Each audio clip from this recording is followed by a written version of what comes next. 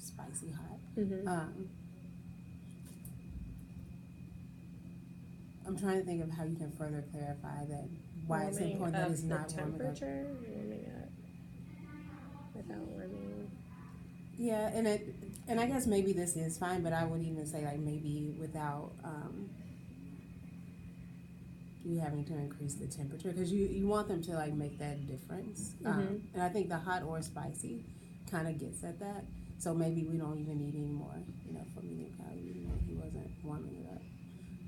But I think this is probably the most important part Mm-hmm. because you want scholars to know that they don't need to warm it up in a microwave, and that hot or spicy is like the spicy is like the flavor of it. Mm-hmm. So I do think adding that is important. And how does this kind of match what Angela did as like a more thorough explanation? Mm-hmm. It hits on both parts of the answer. So she had all her secret hot sauce to chili that made it super hot or spicy, and then it brings it back to that answer, but then explains it further, clarifies. Yeah, and we also just talked about the impact of scholars. Like they understand things at a more critical level. Like they're able to like make the connection, understand upon, and those are things in third grade that they're going to have to know how to do, especially when they start analyzing text on their own. When they start getting ready for their state test next year. So this is a good start for them. And then I think as we move on to talking about how you model this for kids, you can actually pull this out as a key point when you're modeling. So I wanted to today, your action step today and like over the next week is to make sure, let me pull it up, is to make sure that you have scripted exemplar race responses that, again, things that you're already doing, has every part of race labeled, that make sure the question is stated by removing the question, make sure that we restate the question by removing the question word, make sure you use a page number, and I would actually say like, not only just saying the page number, but like quotes and facts from like multiple parts of the text when relevant. It may not always be, especially for a factual question, it's probably not relevant. But for inferential and critical thinking, making sure you take the key things from like one or two parts of text when citing the evidence. And then writing explanations that are like super thorough by using a stem, like you already have like this tells me that, or this is important because.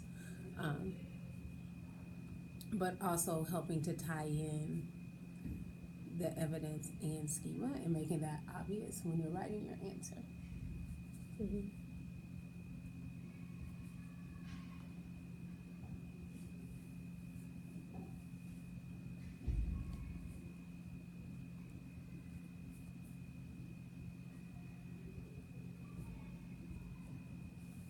So what is your action step?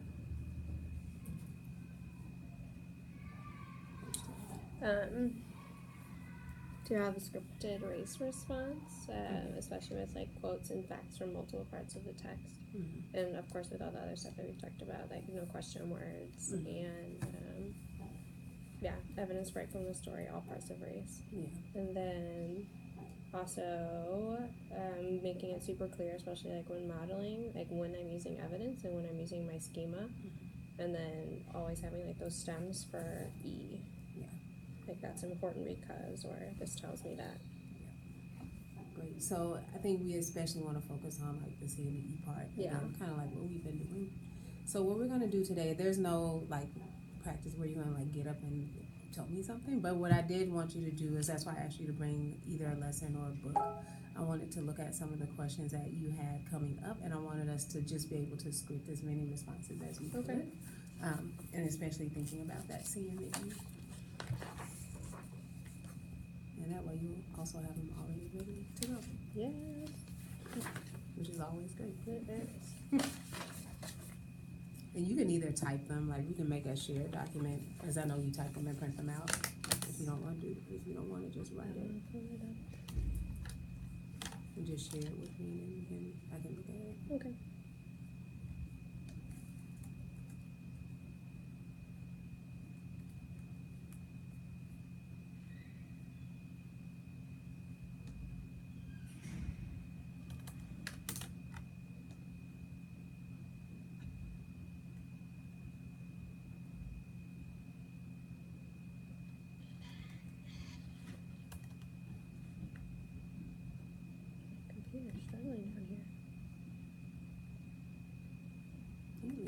was having trouble with hers lately.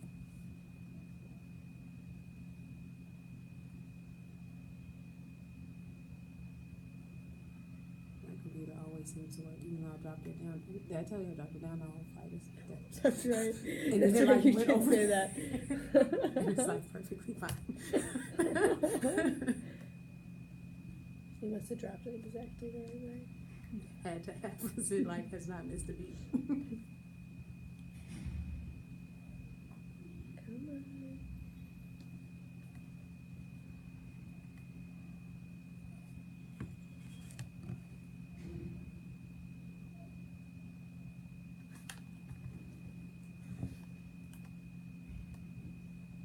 Okay.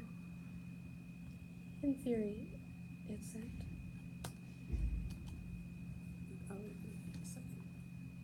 Got it. Right, so you can take about, what time is your So special? it's at 2 or 1:20. Dan's at 1:20, I should say.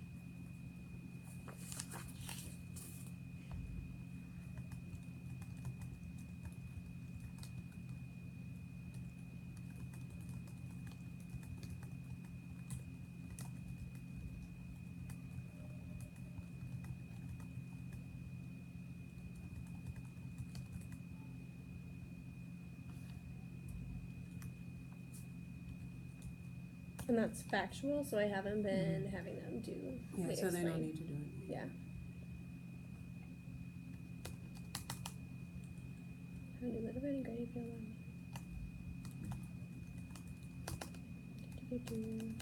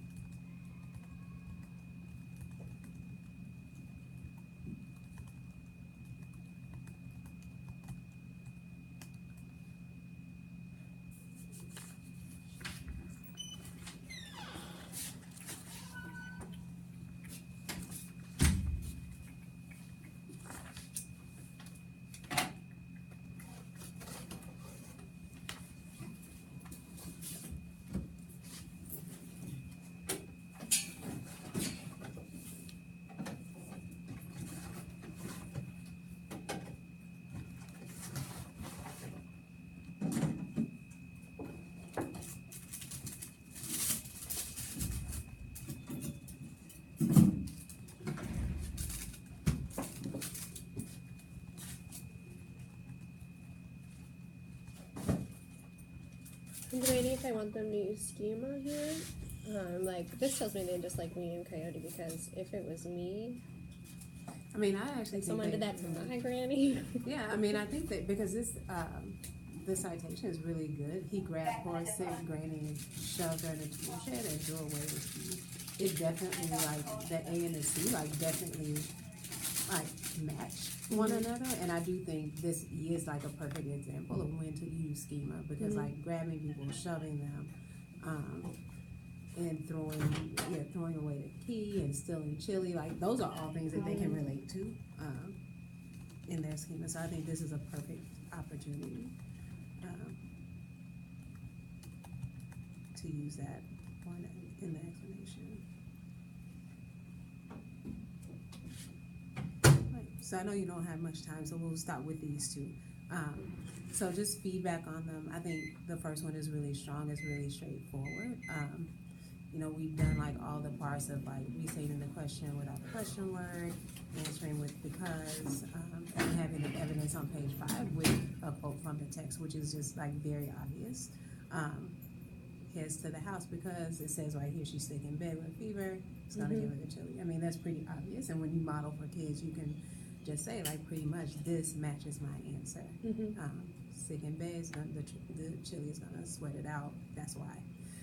I think number 2 is very good, and I think this is even clearer than the first one that you brought to the meeting, because you have multiple pieces of evidence from across the text. Like you have what happened on page 6, page 9, page 10, and I think even the evidence from pages 9 and 10, like that really solidifies the answer.